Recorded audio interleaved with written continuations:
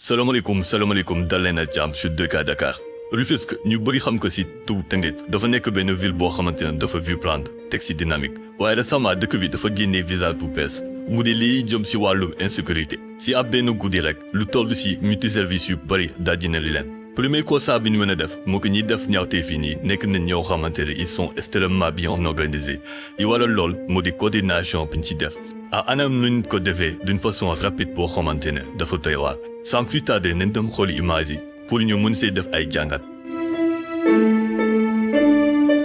waa vidéo baa ngi nii comme ni ñu réalisé de côté ñaawtee fi ñett lañ ñaan ñi ñoo nekk di jéem a daj bunt bi keneen ki moo taxaw di surveiller.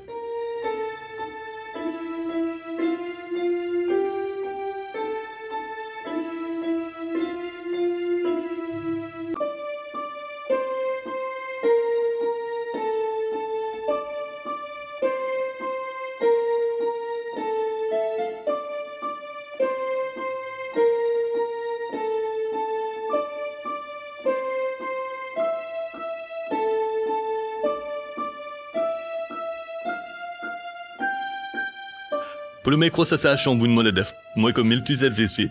buntu bi dañ koo renforcer dañuy gis weñ yi di traversé weñ yooyu nag dafa am ancrage boo xamante ne kànnaar a fay nekk am na lu toll ci ñetti kànnaar.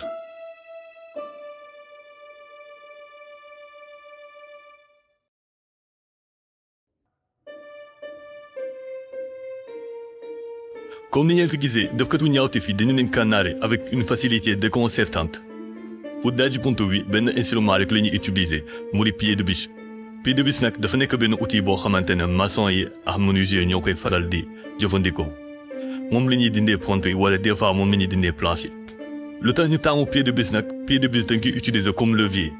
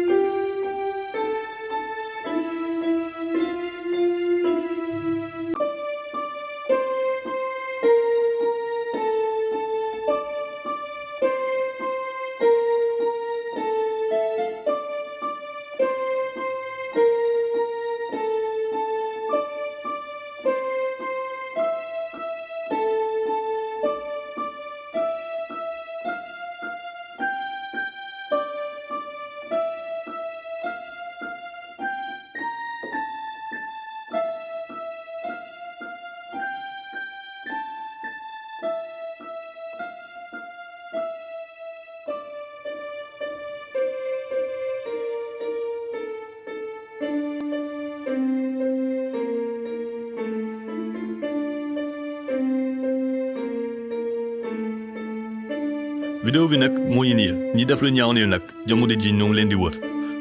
parce que lii nii c'est pas la première fois ñu koy def parce que soo leen gisee rek à travers ñii liggéey rek nga xam ne ñii nii am nañ ci expérience. caméra bi nag dese naa leer waaye espérons que mu mun ñoo permettre ñu mën a identifier ñiy def lii nii jàngat bi ñu ci mën a def mooy que bien que soo jëlee sa bouton ba sécuriser ko def ci ay fer d'ancrage def ci ay canard gars yi dinañ jéem a ñëw xool ni ñu ko daddee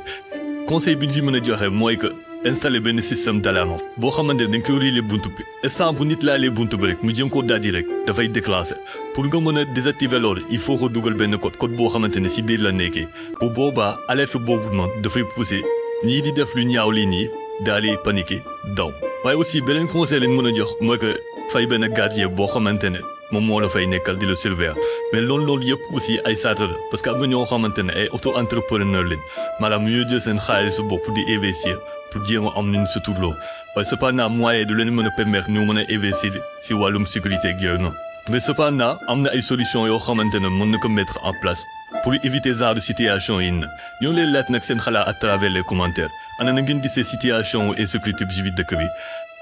bu leen fàttee abonné ngeen partage vidéo su fekkee ne apprécié yéen vidéo bi sur ce ñu ngi wante ba beneen sur 2K Dakar